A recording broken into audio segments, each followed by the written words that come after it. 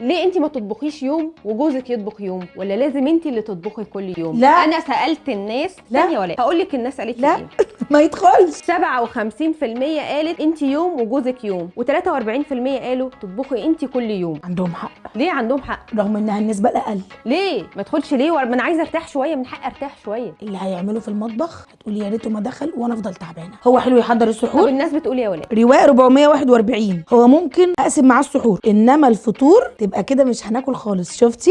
ما هو المفروض الحياه مشاركه، وانتوا الاثنين تشاركوا بعض على فكره. مش المفروض هو بيقبل بايه وانت بتقبلي بايه؟ ما انت اكيد جايه على نفسك في حاجات كتير، ليه هو مش عاملها حساب؟ سلوى احمد 800 فاكراك انت اللي في الغربه وزعلانه ان انت مش مع اهلك. جوزي استحاله يعمل معايا حاجه، حتى مش بيقعد بالعيال، ولو عمل كده بيفضل زهقان رغم انه اغلب الوقت مش شغال. يعني مش شغال وعمال بيتنك عليها ومش عايز يقعد بالعيال كمان؟ احنا مش عايزين نطلعها، احنا عايزين نديها نصيحه. نصيحه؟ ولكل الحاجه الاصناف اللي ما بيحبهاش اعمليها. لا ما تسمعيش كلامك. ده كان راي الناس في السؤال اللي سالناه. انا مش